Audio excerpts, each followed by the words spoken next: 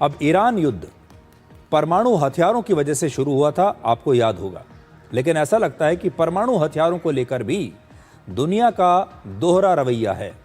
परमाणु हथियार किसके पास हैं, इस पर निर्भर करता है कि दुनिया और शक्तिशाली देश उस पर क्या व्यवहार करेंगे। क्योंकि अब हम नॉर्थ कोरिया और पाकिस्तान के परमाणु हथियारों पर अमेरिका की खामोशी को आपके लिए डिकोड करेंगे और आपको जानकर बड़ी हैरानी होगी कि कैसे दुनिया में डबल स्टैंडर्ड्स चलते हैं। रशिया ने यूक्रेन पर हमला किया और अमेरिका ने ईरान पर हमला कर दिया, लेकिन किसी देश ने कभी नॉर्थ कोरिया या पाकिस्तान पर हमला इसलिए करने की हिम्मत नहीं दिखाई क्योंकि उनके पास परमाणु हथियार हैं। भारत एक अकेला देश है जिसने पाकिस्तान की परमाणु हथियारों की धमकी के बावजूद पाकिस्तान को सबक सिखाया। सिर्फ हमने ये काम किया जब हम ऑपरेशन सिंदूर में 4 दिन हमने पाकिस्तान को एक अच्छा सबक सिखाया था। लेकिन इसके अलावा पाकिस्तान पर किसी देश ने यह कहकर हमला नहीं किया कि पाकिस्तान परमाणु हथियार बना रहा है और इसे रोकना होगा, इसलिए इस पर हमला कर दो। नॉर्थ कोरिया परमाणु हथियार बना रहा है, इसे रोकना चाहिए, इसलिए नॉर्थ कोरिया पर हमला कर दो। इन दोनों देशों के साथ ऐसा कभी नहीं हुआ, और वो सिर्फ इसलिए क्योंकि इन दोनों देशों के पास परमाणु हथियार हैं। ये उनकी सबसे बड़ी ताकत है। दोनों ने परमाणु हथियार चोरी की टेक्नोलॉजी से बनाए हैं, गैर कानूनी तरीके से बनाए हैं, लेकिन दुनिया ने इन दोनों को छोड़ दिया। ईरान पर परमाणु हथियारों के बहाने हमला करने वाला अमेरिका और उसके सहयोगी देश नॉर्थ कोरिया और पाकिस्तान पर बिल्कुल खामोश रहते हैं। अमेरिका ने जब ईरान पर हमला किया तो कहा कि ईरान परमाणु हथियार बना रहा था और इस परमाणु कार्यक्रम को रोकना बहुत ज़रूरी है क्योंकि ये पूरी दुनिया के लिए खतरा है, और इसलिए हमने ईरान पर हमला कर दिया क्योंकि हम बनाने नहीं देंगे उसे परमाणु हथियार। लेकिन आज बड़ा सवाल ये है कि अगर ईरान के पास ऐसे परमाणु हथियार जो अभी बने भी नहीं थे, तैयार भी नहीं थे, अगर वो दुनिया के लिए एक खतरा है, तो पाकिस्तान में जो परमाणु हथियार हैं क्या वो दुनिया के लिए खतरा नहीं है? नॉर्थ कोरिया में जो परमाणु हथियार हैं क्या वो दुनिया के लिए खतरा नहीं है? और इन दोनों देशों को दुनिया ने कैसे छोड़ दिया? पूरी दुनिया में नॉर्थ कोरिया और पाकिस्तान ही ऐसे 2 देश हैं जो अपने परमाणु हथियारों से पूरी दुनिया को आज खुलकर डरा रहे हैं।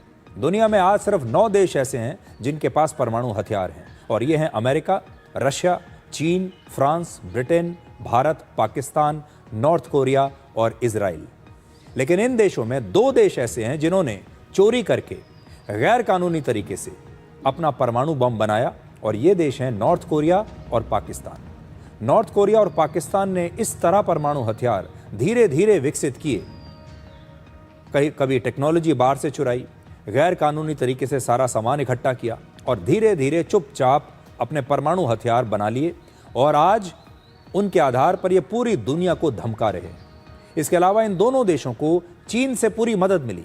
नॉर्थ कोरिया के पास भी जो हथियार हैं वो चीन की मदद से आए हैं, और पाकिस्तान के पास भी जो हैं वो भी सारे चीन से आ रहे हैं। लेकिन दिलचस्प बात यह भी है कि दोनों देशों का चरित्र अलग है।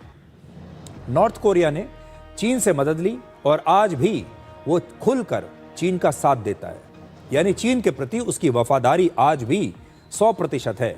चीन के अलावा वो और कहीं नहीं जाता। जबकि पाकिस्तान ने सब कुछ चीन से हासिल किया, लेकिन आज वो चीन से ज़्यादा अमेरिका से दोस्ती कर रहा है। आज वो अमेरिका के साथ अपने रिश्ते मजबूत करने में लगा हुआ है, जबकि सारे हथियार चीन से लिए हैं। स्वीडन की एक थिंक टैंक है जिसका नाम है सिप्री के मुताबिक नॉर्थ कोरिया के पास 50 से 100 परमाणु हथियार हो सकते हैं, और नॉर्थ कोरिया के पास 3 ऐसी ICBM भी हैं जिनकी रेंज 13,000 से लेकर 15,000 किलोमीटर तक है, और ये मिसाइल परमाणु हमला कर सकती है। नॉर्थ कोरिया की राजधानी प्योंगयांग से अमेरिका की राजधानी वाशिंगटन DC की दूरी 11,000 किलोमीटर है। इसका मतलब है कि नॉर्थ कोरिया की ये missiles, intercontinental ballistic missiles, America तक हमला कर सकती है। नॉर्थ कोरिया के supreme leader Kim Jong Un ने 23 मार्च को अपनी संसद में कहा कि ईरान पर हुए हमलों ने नॉर्थ कोरिया के परमाणु कार्यक्रम के फैसले को बिल्कुल सही साबित किया है। उनका कहना है कि आज की दुनिया में किसी भी देश की सुरक्षा की सबसे बड़ी गारंटी परमाणु हथियार ही हैं। इसलिए नॉर्थ कोरिया पर आज कोई इसलिए हमले नहीं करता क्योंकि उसके पास परमाणु हथियार हैं, और ईरान पर इसलिए हमले हो गए क्योंकि ईरान के परमाणु हथियार तैयार नहीं थे, उसके पास परमाणु हथियार नहीं थे, ऐसा नॉर्थ कोरिया का कहना है। आज ईरान भी ये सोचता होगा कि अगर उसके पास भी परमाणु हथियार होते तो उस पर हमला करने की किसी और देश की हिम्मत न होती। लेकिन यहाँ एक और बड़ा खतरा छिपा है। जब किसी ऐसे देश के पास परमाणु हथियार आ जाएं, जहां पर लोकतंत्र बहुत कमजोर है, जहां पर एक ऐसी पार्टी का शासन हो जहां पर सत्ता सिर्फ एक व्यक्ति के हाथ में है, तब दुनिया के लिए परमाणु हथियारों का खतरा और बढ़ जाता है। आपने सुसाइड बॉम्बर के बारे में जरूर सुना होगा। आत्मघाती हमलावर जो होते हैं, अक्सर ऐसे हमलावर आतंकवादी होते हैं। ये अपने आप को उड़ा लेते हैं, खुद भी मारे जाते हैं और दूसरों को भी ले डूबते हैं। लेकिन एक सवाल ये भी है कि क्या कोई देश भी आत्मघाती देश बन सकता है? सोचिए, अगर ईरान के पास आज परमाणु हथियार होता तो एक बड़ी बात तो यह है कि वो धमका सकता था पूरी दुनिया को। लेकिन अगर परमाणु हथियार होता तो आज ईरान क्या कर सकता था? ईरान की जब युद्ध में हारने वाली स्थिति होती, कल्पना कीजिए, उसके बाद जब उसे लगता कि उसके पास अब खोने के लिए कुछ नहीं है, हार निश्चित है, और वो आखिरी कदम के तौर पर परमाणु हथियार का इस्तेमाल कर लेता, तब क्या होता? यही वजह है कि दुनिया में परमाणु हथियार सिर्फ ताकत नहीं है, बल्कि सबसे बड़ा डर भी बन चुके हैं। लेकिन इनके साथ जिम्मेदारी बहुत आवश्यक है।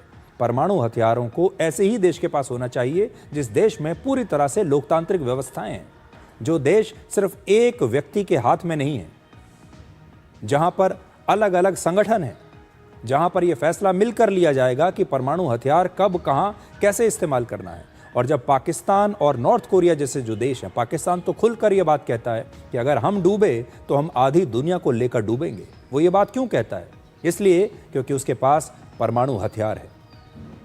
अब सबसे बड़ी बात यह है कि जब पाकिस्तान जैसे देश किसी के बीच मध्यस्थता कराने का ऑफर करते हैं, बीच में कूदने की बात करते हैं, तो एक और बड़ी बात यह है कि क्या इस तरह के देशों का जो चरित्र है वो इतना विश्वसनीय है कि उनकी बात पर कोई भी विश्वास कर सके।